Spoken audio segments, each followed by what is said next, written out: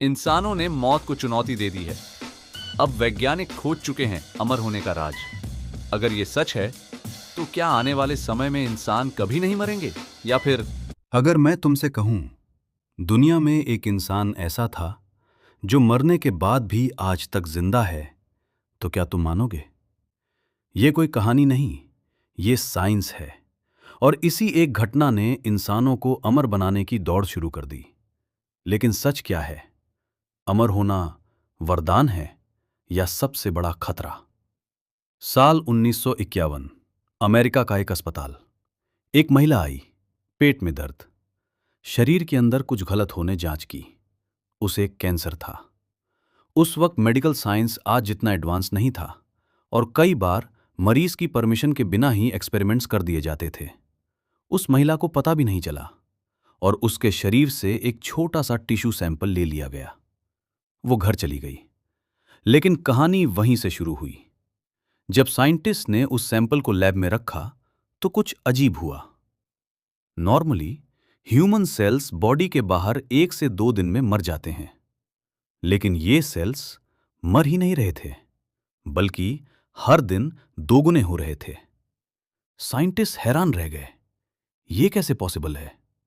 देखो, हमारा शरीर छोटे छोटे सेल्स से बना है। हर सेल के अंदर डीएनए होता है, एक तरह की इंस्ट्रक्शन बुक।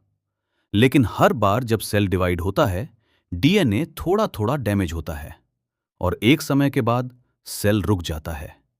इसी को कहते हैं हैफ्लिक लिमिट, मतलब हर सेल की जिंदगी लिमिटेड है।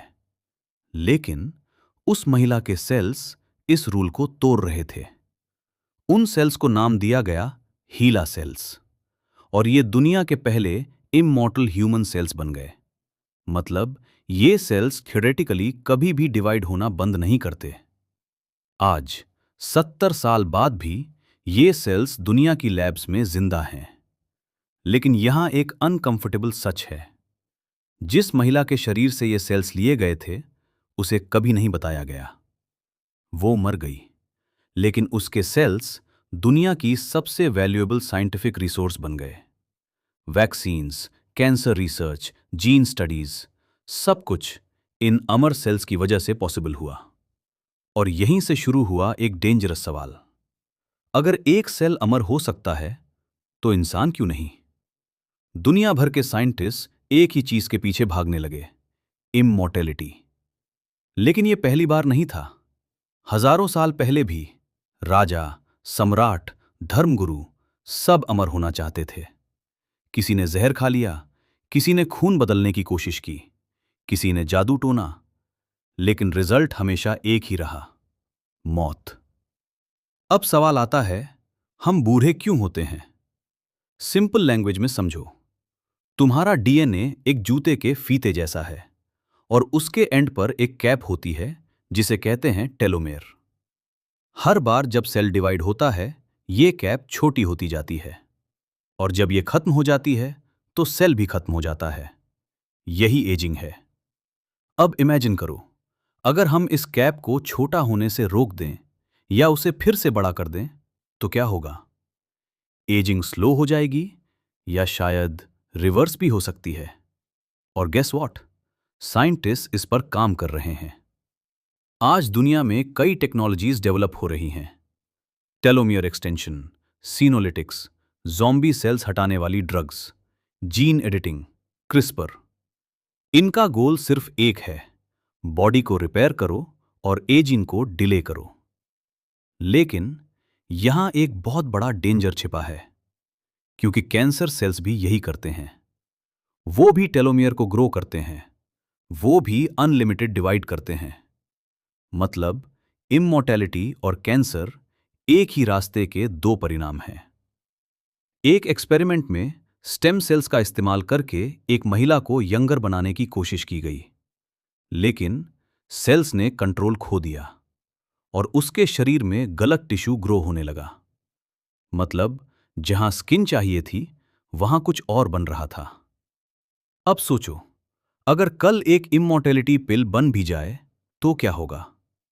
क्या हर इंसान उसे ले पाएगा या सिर्फ अमीर लोग? क्या दुनिया ओवर पॉपुलेट हो जाएगी या सोसाइटी टूट जाएगी?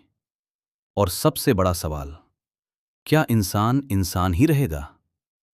क्योंकि इमॉर्टैलिटी सिर्फ जीवन नहीं देती, वो सिस्टम को बदल देती है। और कुछ साइंटिस्ट का मानना है हम बहुत करीब हैं एक ऐसी टेक्नोलॉजी के जो एजिंग को रिवर्स कर सकती है। लेकिन उसका पहला ह्यूमन ट्रायल कुछ ऐसा हुआ जिसके बाद प्रोजेक्ट सीक्रेटली बंद कर दिया गया। और रिपोर्ट्स कहती हैं वो इंसान अभी भी जिंदा है, एक इंसान जिसने मौत को हरा दिया। लेकिन सवाल यह है, क्या वो अब भी इंसान है? अभी तक हमने जाना है कैसे साइंस ने एजिंग को समझना शुरू किया, कैसे सेल्स अमर हो सकते हैं और कैसे इंसान अब मौत को हराने के करीब पहुंच चुका है। लेकिन असली कहानी अब शुरू होती है। आज दुनिया की सबसे बड़ी लैब्स एक ही चीज पर काम कर रही हैं, बायोलॉजिकल एज को कंट्रोल करना। डेविड सिंकलर जैसे साइंटिस्ट का दावा है एजिंग कोई किस्मत नहीं बल्कि एक बायोलॉजिकल प्रोसेस है जिसे स्लो या रिवर्स किया जा सकता है।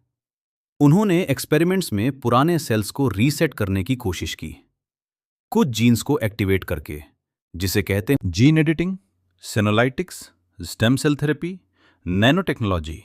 सब मिलकर एक ऐसी थेरेपी बना सकते हैं जो तुम्हें 80 की उम्र में भी 30 जैसा बना दे।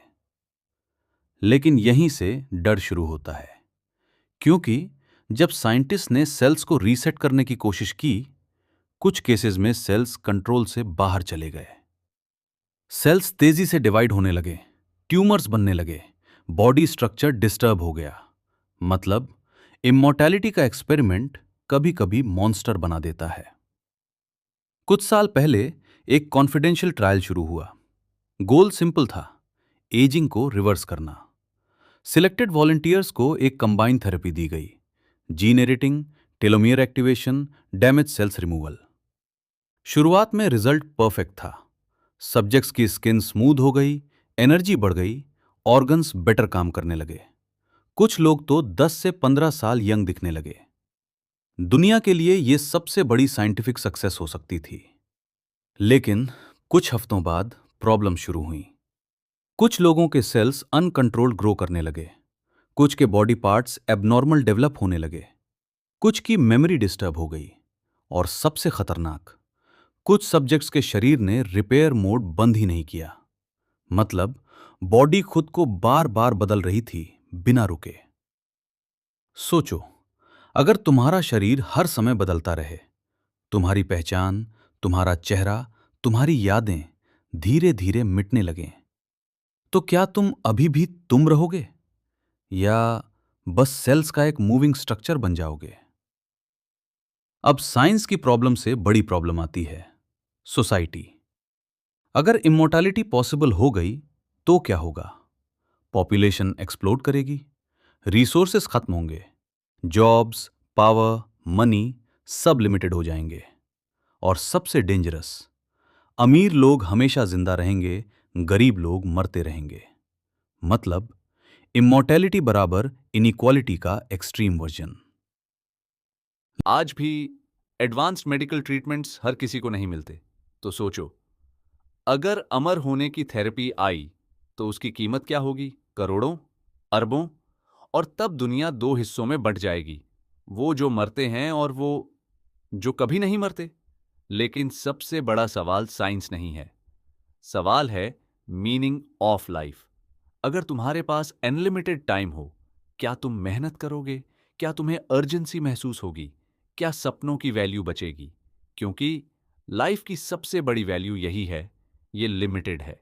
आज की रियलिटी ये है, हम एजिंग को स्लो कर सकते हैं, डिजीजेस को डिले कर सकते हैं, लाइफ स्पैन बढ़ा सकते हैं, लेकिन ट्रू इमॉर्टेलिटी अभी भी पॉसिबल नहीं है, और शायद पूरी तरह सेफ भी कभी नहीं होगी। क्योंकि जिस चीज को हम अमृता समझ रहे हैं वो एक्चुअली है controlled biology, continuous repair, artificial survival. मतलब तुम जिंदा रहोगे लेकिन नेचुरल इंसान की तरह नहीं। तो असली सवाल ये नहीं है कि क्या इंसान अमर हो सकता है, असली सवाल ये है क्या हमें अमर होना चाहिए। क्योंकि मौत एक प्रॉब्लम नहीं है, वो एक बैलेंस है। और जिस दिन इंसान ने इस बैलेंस को तोड़ दिया, उस दिन शायद इंसान बचेगा ही नहीं। लाइक, शेयर और सब्सक्राइब करना मत भूलना। बेल आइकन को हिट करो ताकि आपको लेटेस्ट वीडियोस मिलते रहे।